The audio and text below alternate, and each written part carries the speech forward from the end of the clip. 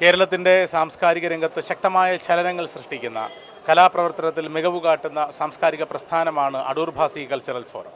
മലയാളിയുടെ ചലച്ചിത്ര ലോകത്തിൽ യശസ്തംഭമായി നിലനിന്ന അടൂർ ഭാസിയുടെ ഓർമ്മ നിലനിർത്താനും അദ്ദേഹത്തിൻ്റെ പാതാരബിന്ദങ്ങളെ വിനയപൂർവ്വം അനുധാവനം ചെയ്യാൻ ഒരു തലമുറയെ പ്രേരിപ്പിക്കുകയും ചെയ്യുന്ന അടൂർ ഭാസി കൾച്ചറൽ ഫോറം നാടകമേളയും ഹാസ്യമേളയും ടെലിവിഷൻ അവാർഡ് നിശകളും അടക്കം ഒട്ടനവധി ബൃഹൽ സംരംഭങ്ങൾ വിജയകരമായി പൂർത്തിയാക്കിയ ഒരു പ്രസ്ഥാനമാണ്.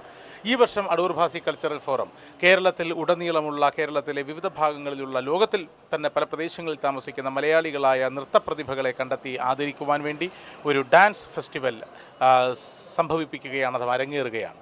മെയ് മാസം 10-ാം തീയതി മുതൽ 17-ാം തീയതി വരെ തിരുവനന്തപുരം BJT ഹാളിൽ നടക്കുന്ന ഡാൻസ് ഫെസ്റ്റിവലിൻ്റെ ഒടുവിൽ കേരളത്തിലെ ഏറ്റവും പ്രഗത്ഭനായ ആ നൃത്ത കലാകാരനെ 50,000 രൂപ ക്യാഷ് അവാർഡ് നൽകി ആദരിക്കുകയും ചെയ്യുന്നു.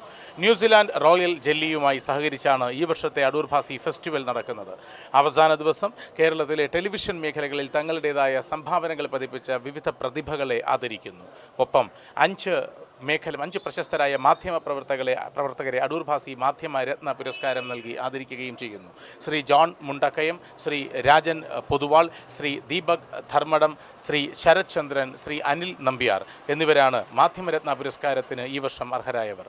തിരുവനന്തപുരം കേന്ദ്രമാക്കി പ്രവർത്തിക്കുന്ന കേരളത്തിൽ ഉടനീളമുള്ള കലാമുകുളങ്ങൾക്ക് ശക്തമായ പിന്തുണയും ധാർമ്മികമായ സംഭാവനയും നൽകിപ്പോരുന്ന അടൂർ ഭാസി കൾച്ചറൽ ഫോറത്തിൻ്റെ ഈ വർഷമുള്ള ഈ ചുവടുവയ്പ്പിന്, ഇതിൻ്റെ ചലനത്തിന് സജീവമാക്കാൻ എല്ലാ പ്രേക്ഷകരുടെയും എല്ലാ സാംസ്കാരിക പ്രവർത്തകരുടെയും പിന്തുണ അഭ്യർത്ഥിച്ചുകൊണ്ട് അടൂർ ഭാസി കൾച്ചറൽ ഫോറത്തിനു വേണ്ടി GS പ്രദീപ്.